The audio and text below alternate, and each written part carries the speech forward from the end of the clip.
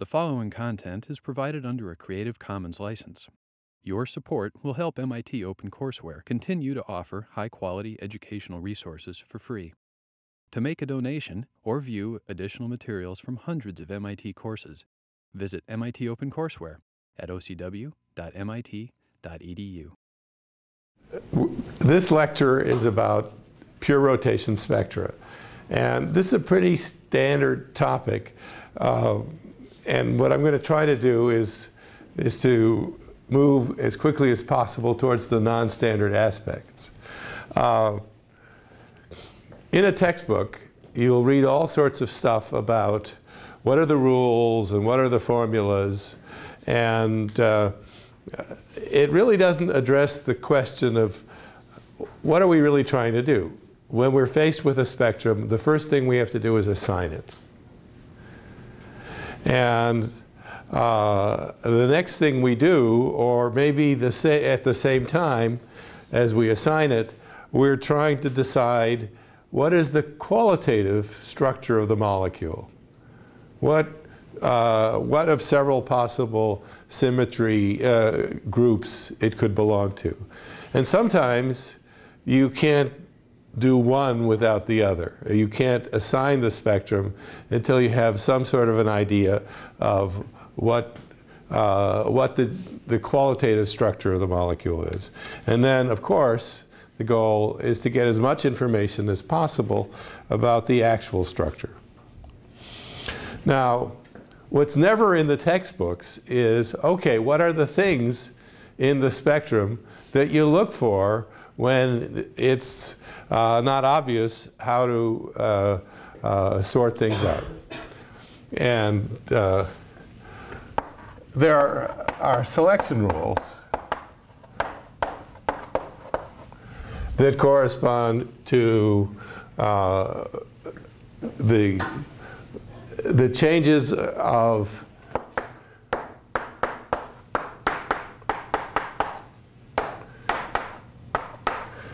the quantum numbers that we keep track of, and depending on what the structure of the molecule is, what the qualitative structure of the molecule is, you can know something about what will these selection rules be.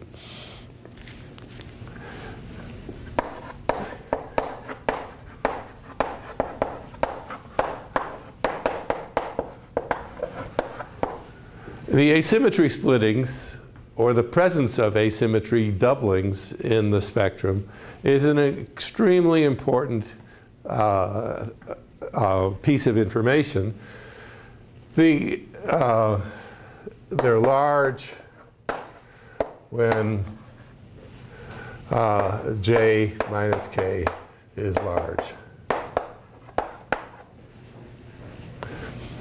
And the lower level is always the level where, the higher component is when J is equal to Ka plus Kc. Often there's a thing called an inertial defect.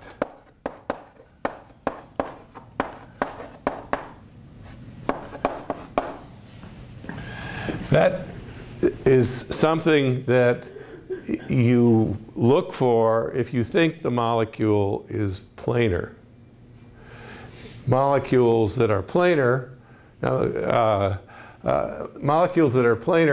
have a very small inertial defect. If they were rigidly planar, they would have a zero inertial defect.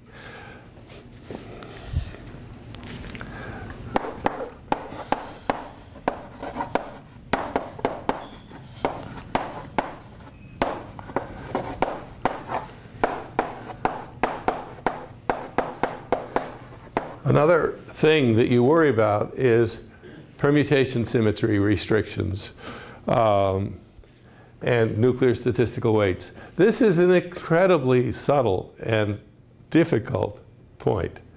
So if you're going to be a real microwave spectroscopist or any kind of spectroscopist, you are going to have to learn how to deal with things like this. Remember, you always, in a course on statistical mechanics, you classified the rotational levels of hydrogen into ortho and para levels, and similarly for oxygen, and some interesting things resulted. Now, rotations permute identical atoms. And so a proper understanding of rotational spectra is going to require understanding of permutation symmetries. And that it's subtle, all I need to do is say, okay, what about acetylene, where you have 2 carbons, which are spinless, and 2 hydrogens that have spin 1/2. And so if we just rotate the molecule by 180 degrees, you've permuted 2 spinless things and 2 spin things. And so how do you even begin to classify levels according to permutation symmetry? What's missing? The permutation symmetries will enter into the rotational spectrum in 2 ways. One way is nuclear statistical weights, just as they did in diatomic spectra. But you're going to have to do something extra in order to even begin to write the wave functions. So they will result in an extra weighting of certain levels according to nuclear symmetry, nuclear degeneracy. They will also result in extra selection rules, because photons are not going to be able to flip nuclear spins. And so nuclear symmetry, the permutation symmetries are going to perhaps provide restrictions on what transitions you can observe. Fortunately, it is very rare, except when you're dealing with very complicated large amplitude motions and internal rotations, that the permutation symmetries give you anything about give you any additional selection rules beyond what you get simply by asking where is the dipole moment pointing in the body axis. But whenever you get away from textbook cases, the permutation symmetries are going to be the truth, and they will give extra selection rules. Why do I say this? When you have internal motions that permute molecules, what ends up happening, permute identical atoms, what ends up happening is that degeneracies to which you normally had not even known were there get lifted. And it's the transitions among these levels with that unsuspected degeneracies lifted that you need the extra selection rules for. So this is just a little bit of a warning about the non-textbook stuff that I won't have time to deal with properly, but you don't want to just accept this as a simple problem of assigning rotational spectra, that it's, you can just look in a textbook and you know everything you need to know. And just asking about the permutation symmetry of a molecule as simple as acetylene is a warning that there's big subtleties there. Okay. Can I ask a question about permutation symmetry? Yes. Is there any advantage to doing simultaneous NMR and microwave spectroscopy? Well, NMR is not very sensitive, and so doing NMR on gas phase molecules is hard. Okay. Well, what if you're not really using the NMR to learn something about the NMR signal, but you're trying to, flip spins or? Well, you want to do a radio frequency microwave double resonance kind of experiment. Yeah. Well, you can do that. Okay. Has that been done? Yeah, I've done it. Oh. But I haven't done magnetic dipole.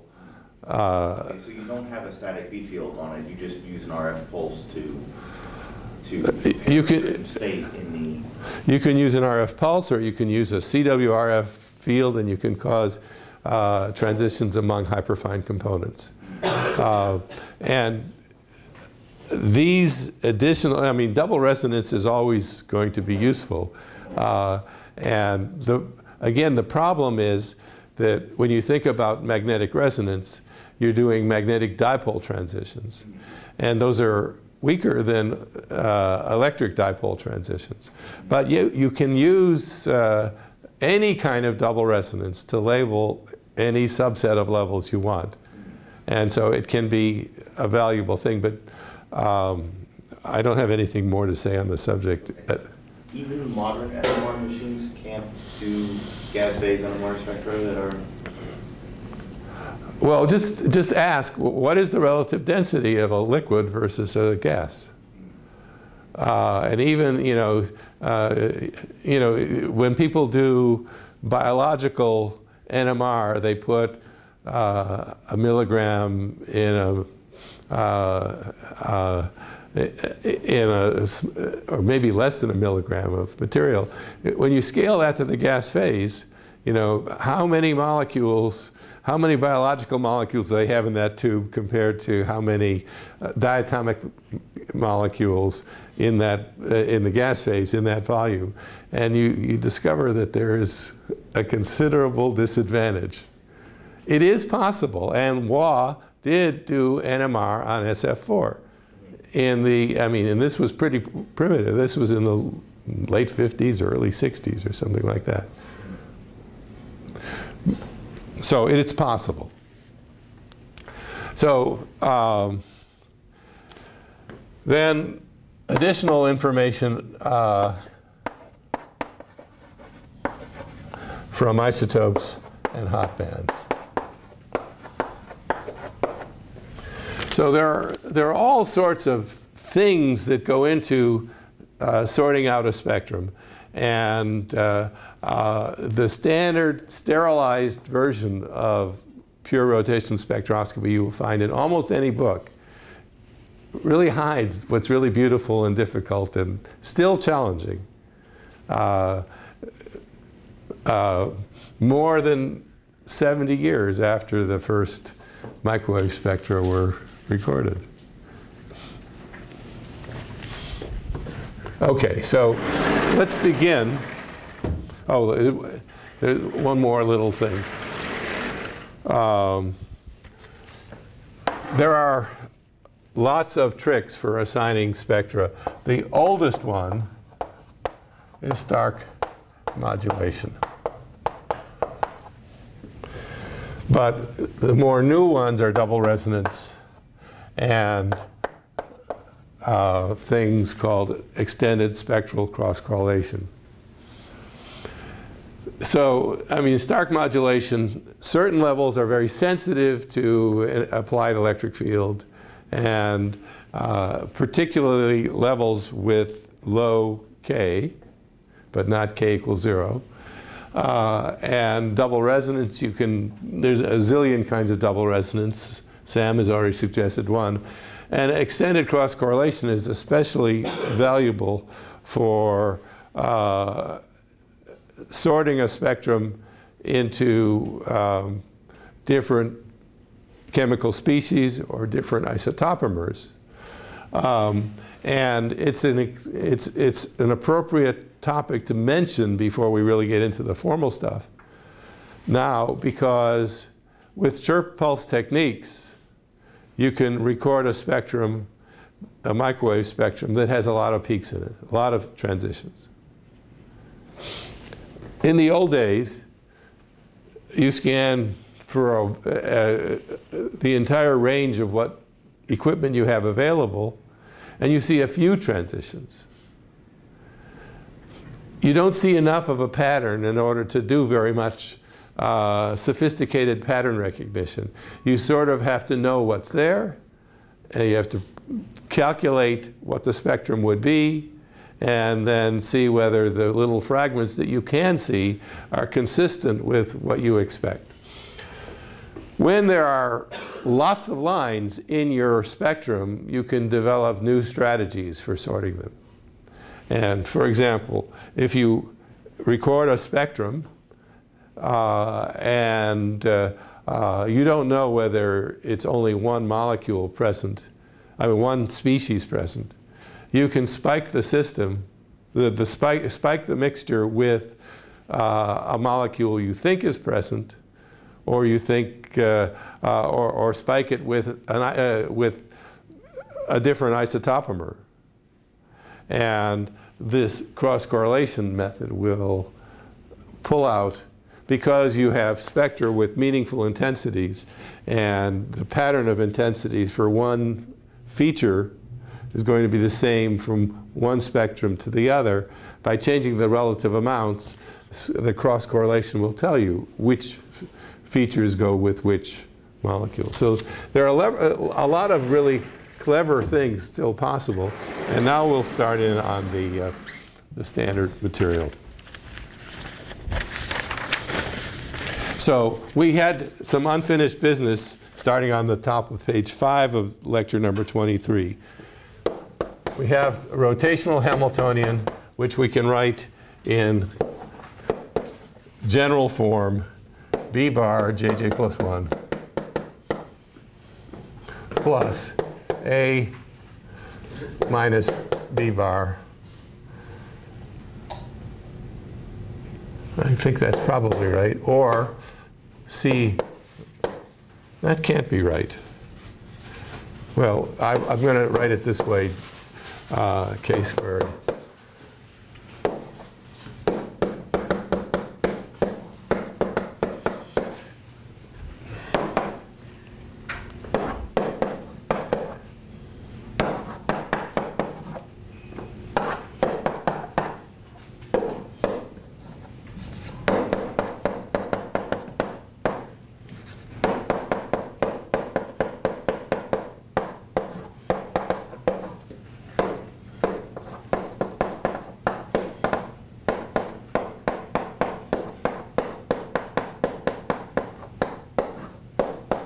And then we have the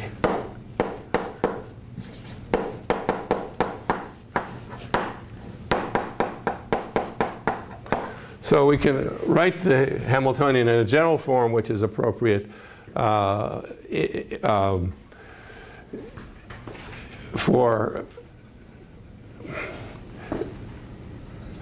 either the prolate or oblate limits.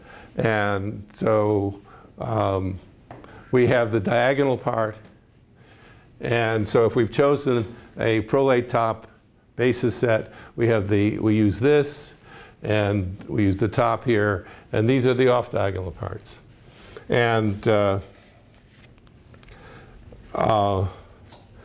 selection rules are delta j equals 0 always, and delta k, whether it's ka or kc, is equal to 0 plus or minus 2. There's a change of k by an even number. So this matrix has a structure where only you can factor the matrix into a block where you have only even k or only odd k. So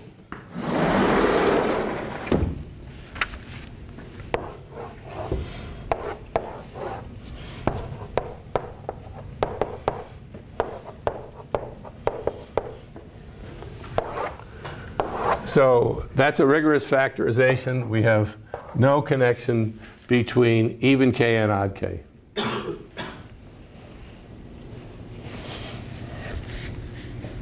Now we can do something further. Suppose we take the quantization axis out of the plane, and we have some sort of a reflection plane through the quantization axis. So that's generally called a sigma v plane, because the quantization axis is the z direction, and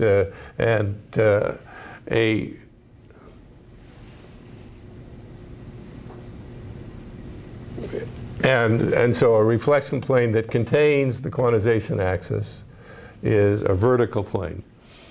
Okay, now And there's all sorts of really beautiful mnemonics for representing not just the positions of atoms in the molecule, but actually motions. So suppose we have an atom over here. It's moving like this. And an atom over here that's moving like that. Now we apply this operation, and this atom and its velocity vector gets switched like that.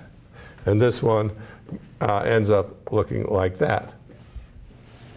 I should have used two different pieces of chalk. So you can see that if there's rotation about this axis, this reflection reverses the sense of rotation.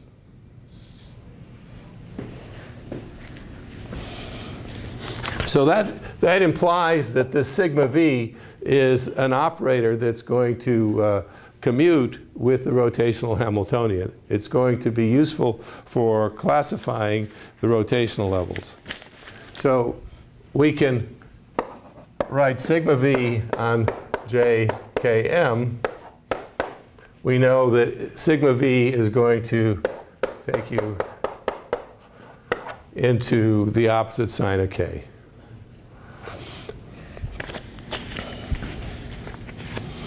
Now, we don't know what it does to the sign. But what we can do is we can adopt the Condon-Shortley phase convention unless somebody tells us that that's wrong. Okay. So we can show that sigma v commutes with the rotational Hamiltonian. That means that we have to write wave functions which are eigenfunctions of the sigma v operator. If we don't, we can diagonalize the Hamiltonian, and we'll discover that the eigenfunctions of the Hamiltonian are automatically eigenfunctions of the parity, the sigma v operator. But sometimes it helps. It helps because what it does is it reduces the Hamiltonian now from even k and odd k to even k with 2 blocks and odd k with 2 blocks. And those 2 blocks are called parity. And so we have taken the Hamiltonian, and by constructing wave functions of the form j, k, m plus or minus j minus k, m,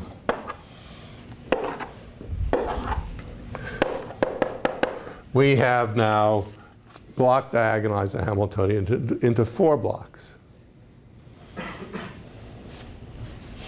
And there's a thing called the Wang transformation, where the inverse transformation is the same thing as the transformation itself.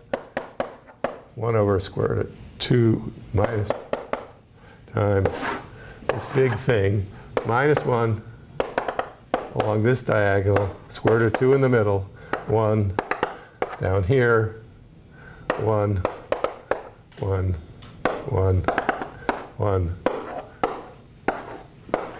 That's the Wang transformation, and if you have your matrix organized in the order k is equal to j 0 minus j, well then that transformation will block diagonalize the Hamiltonian into 4 blocks like that.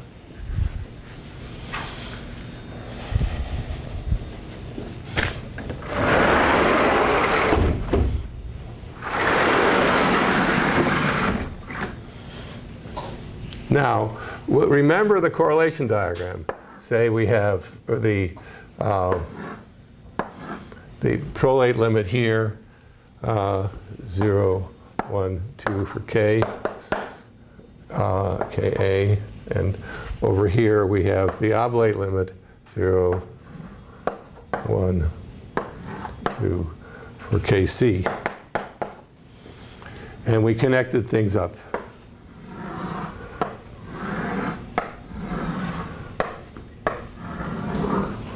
Uh-oh, what did I do? Oh, I see what I did.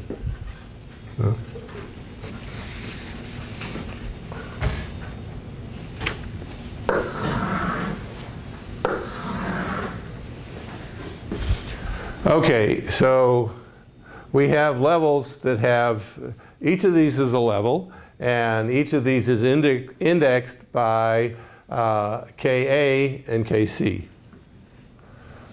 And notice here is a level k equals 1, and it connects to Kc equals 1 and 2.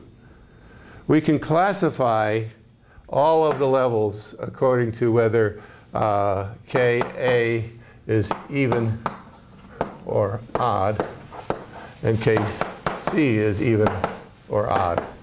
And there are 4 possibilities. And these actually correspond to 4 symmetries of the rotational group. So the 4 blocks in the Hamiltonian are going to be labeled according to whether the values of Ka and Kc are even, odd, even, and odd. And these are 4 separate species. It doesn't matter what the symmetry of the molecule is. The rotational Hamiltonian has its own symmetry and can always be classified in this way. So that's something that bothers people. How can I be applying sigma v to a wave function for a molecule that doesn't have a sigma v plane? Doesn't matter. The rotational wave functions do have such planes. So we classify the levels. We have 4 symmetry labels, and it's important to remember always that if you're using the prolate top basis set, the Kc quantum number is not really a projection, but it is definitely either even or odd. And that's the important thing. And that this is a mnemonic for getting everything right. And it's a mnemonic also for getting an idea of how big the asymmetry splittings are. And so you can put these EO and these E and O labels on all of these levels. And that's a real symmetry. Okay, so once we have now we know that there are levels of this of the asymmetric top, and we can label them always with good J, and we can label them with not such good Ka and Kc, and with good EO labels for the Ka and Kc. So now we want to move on to considering, well, what does the transition, what determines the transition probabilities? And again, I've discovered that in my notes I'm being a little bit naive, but the transition probability is going to be always written in a form like this. Remember, these are space-fixed axes, and these are body-fixed axes. And the electric field that we detect is quantized in space, and we have VI. And what's now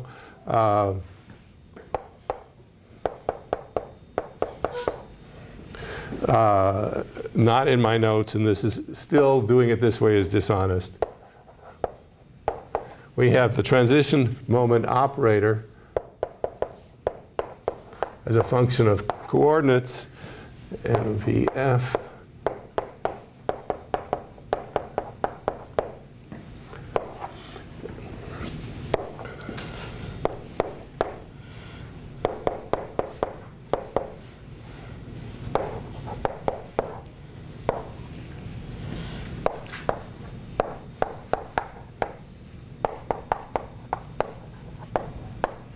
sorry about that, and then we square that. This is really, these states are really sums over zero-order states, but I just want to make this as simple as possible. So if it's a pure rotation transition, VF is equal to VI, and this part reduces to really a sum over basis functions, but we can represent them as just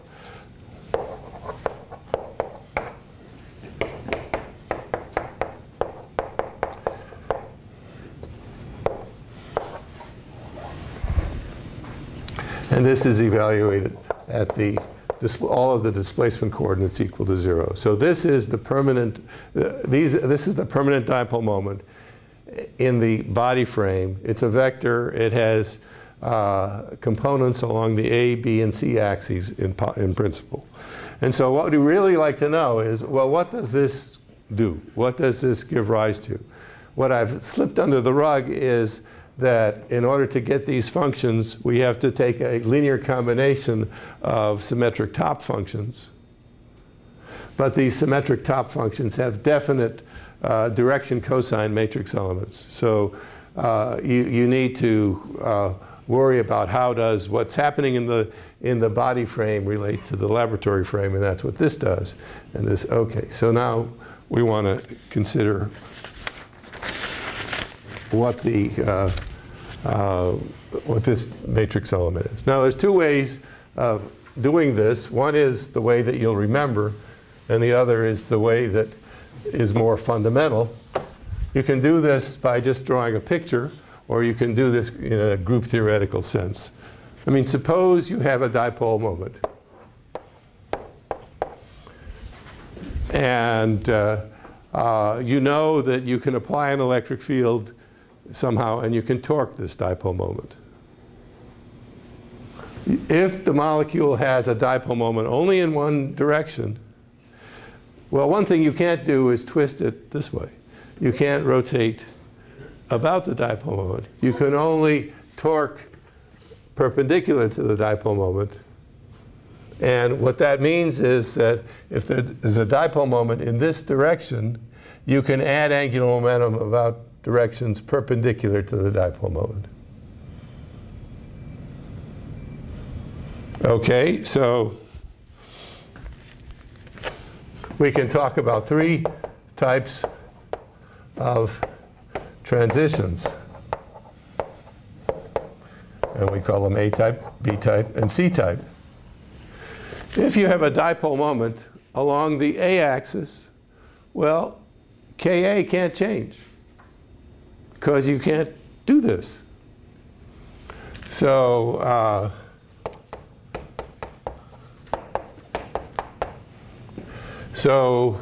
delta Ka is 0, and 0 is an even number. Remember, we have off-diagonal elements.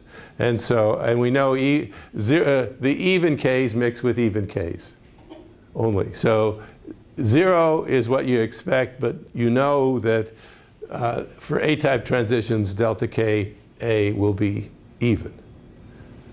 Principally 0. And Kc will be plus or minus 1, or more safely odd. And similarly, if it's B-type, well, the B-axis is perpendicular to both the A and C axes. So we have odd and odd. And C-type, well, this is going to be 0, even, and this is going to be odd. So to be more specific, we have EO, OO, and OE. Okay, so the three components of a dipole moment can give rise to changes in Ka and Kc of this type. And this is what you will always remember. If you start with just this picture of how do you impart angular momentum to the molecule, then you can immediately write down there will be three types of transitions, and this is what they will do. Now there's one more thing that you can remember from diatomic molecules. Remember, in diatomic molecules we have parallel type transitions. Delta J equal 0 transitions are weak or absent. and perpendicular, where delta J equals 0 transitions, Q branches are strong, usually the strongest. And it's similar, it's true here too, that if you have a near prolate top, then and you have A-type transitions, there won't be any Q branches. Now, what's a Q branch? Remember, a Q branch, the pure rotation spectrum, a Q branch would be a transition between states of the same J, and these will be small. These will be low frequency. Transitions that change J are generally what you observe in the microwave. But you can have Q branch transitions. They are usually at very low frequency. Okay. But you can also have Q branches when you change K.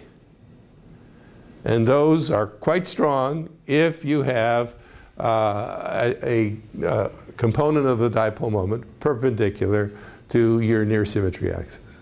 Yes? For an asymmetric top molecule, the dipole moment doesn't have to be along one of those axes, right? That's right. Well, but it always, what you do is you resolve it into components along the various axes. And then what you discover is that the different components of the dipole give rise to transition amplitudes that can interfere constructively and destructively. So you can both A-type and B-type. That's right. Transitions on top of each other. That's right. So that you have to be a little bit careful because the different types have different selection rules, and sometimes you're out of luck. That but you can almost always, from interference effects, construct not only know that there's there's an A and a B component of the dipole, but what their relative signs are. So where is the dipole? And you have to be able to do that, because the dipole definitely has an orientation in the body frame, and you're asking about something that's happening in the body frame transferred into the laboratory, but that information is there. You just have to be clever about it. And it's, one of the ways to get at least a few extra people to read one of your papers is to talk about interference effects. And this is the way in which you learn about dipole moments that have more than one of the A, B, and C type character is through interference effects. It's not, that's sort of gilding the lily, but it's, yes. Okay. So from this picture, we can classify the various components of the dipole operator in terms of these labels. And so now we have a transition matrix element, and we have initial states J, K, A, K, C, and we have final states J, K, A, K, C. And in order for this integral to be different from 0, we have to have the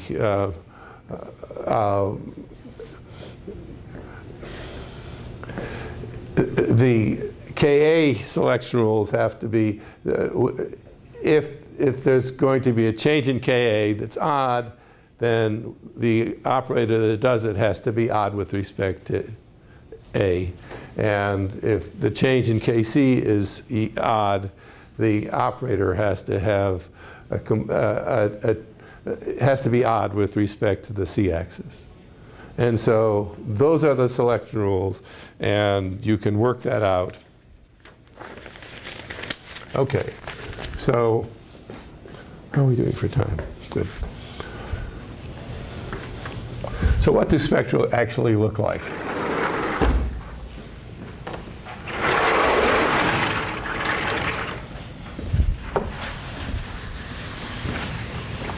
Well, the big disappointment is that symmetric top spectra are really, really, really boring.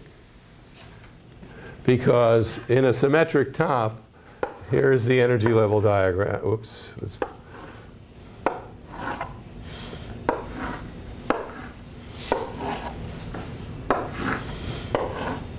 So for a symmetric top, this is k equals 0, k equals 1, k equals 2.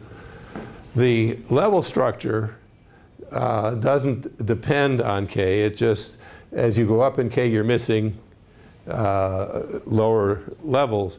But the transitions, I'm sorry, that there's always a corresponding transition in each of the k stacks unless k is too large. And so all you can do is observe transitions which are delta j equals plus or minus 1, delta k.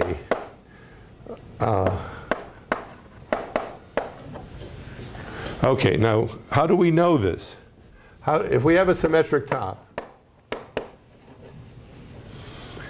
we can prove that you need either a C3 axis or two C2 axes. I think we need actually 3 in order to get a symmetric top. But there are going to be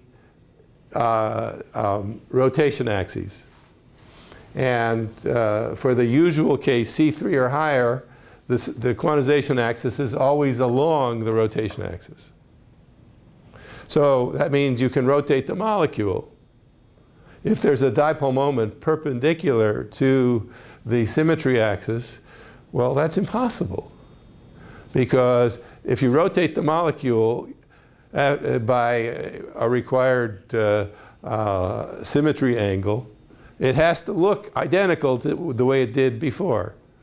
And if there's a perpendicular dipole, you could tell that you rotated. So you can't have a dipole perpendicular to the symmetry axis. So prolate tops have an A dipole. That means delta K is 0. Oblate tops have a C dipole, and that means that delta K is 0. So but that's not true for an accidental symmetric top, right?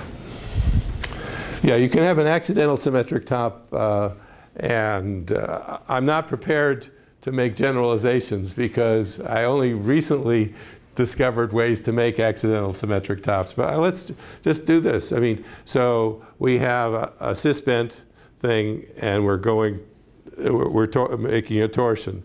And so there's clearly a dipole moment in this direction. There's no dipole moment in that direction or in that direction. So, so what did that do?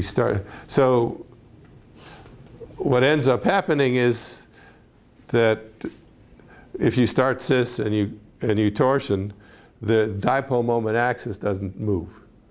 So you don't get anything new. But there are probably cases where you might. So I haven't thought that through, and that's a wonderful question.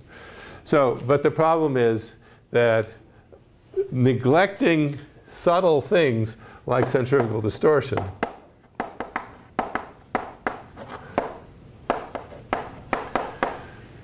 you can't, all you see is diatomic-like transitions. Now, what does centrifugal distortion do? We know that the centrifugal distortion will give rise, it will have a term like dj, j plus 1 squared.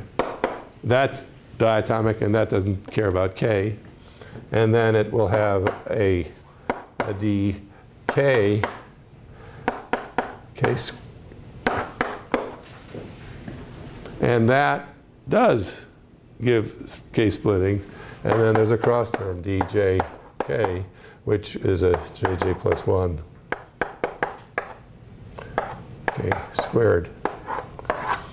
And that will also give a little splitting. So there is can be a little bit of structure that appears in asymmetric top, in symmetric top spectra that's arises from centrifugal distortion. But it doesn't tell you anything. You get B. And the centrifugal distortion doesn't tell you anything about A or C. So you get, from analysis of symmetric top spectrum, you get spectra. You get one rotational constant.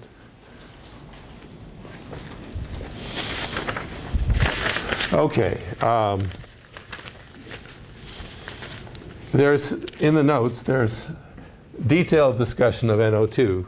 And what I think would be a useful thing to do if I had more time in the lecture is to do everything I did for NO2 for a simple molecule like formaldehyde. So formaldehyde has this structure like this. It clearly has a dipole moment along, it's not a symmetric top. It has a dipole moment along, so it's a near prolate top, and it has a dipole moment along the A-axis only. So that means that it will, the selection rule for Ka and Kc is even odd. And so there will be transitions where delta Ka is even. That's one selection rule. And that's too bad. And delta Kc is odd. And so you'll have transitions within a manifold, within a K manifold, where the asymmetry component switches. But because you can have delta Ka equals even, there are going to be some delta Ka equals 2 transitions. They'll be weak. And so that will give you some information about the asymmetry parameter, which is, I'm sorry, that will give you information about the A inertial constant. The transitions where you change the asymmetry component will give you something, information about B minus C. And the dominant transitions give you information about B bar, which is B plus C over 2.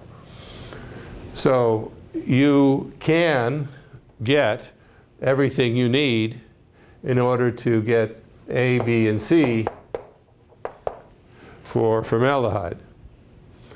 And then there's the issue, is formaldehyde planar or not? And this is actually not a trivial issue because the excited state is not planar.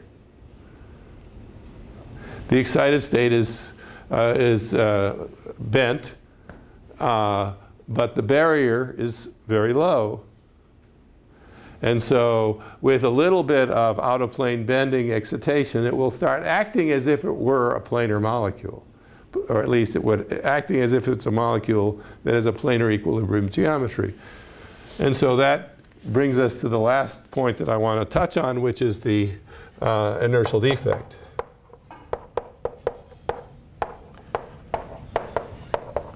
So if you have a planar molecule, so these are the so these are the inertial axes. We have one axis out of the plane. And so suppose you have an atom here. So what you want is to know the perpendicular distances from the symmetry axes.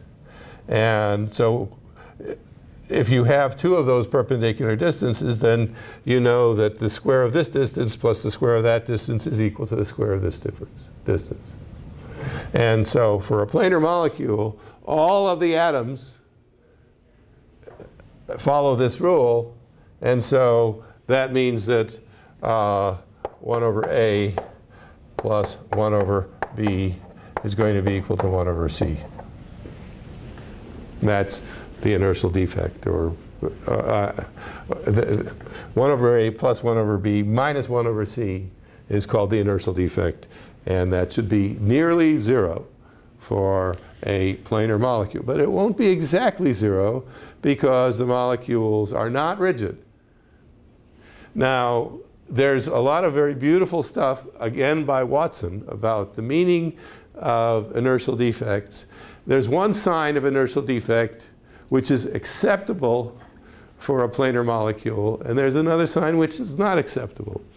Okay, but if you have a planar molecule, you only get 2 independent pieces of information, not 3. And so maybe I should stop now. And so I hope that I've given a little bit of a sense of what are some of the non-standard things that go into rotational spectra. I'm not sure what the next topic is, probably vibration of polyatomics. And so, all set. Thank you.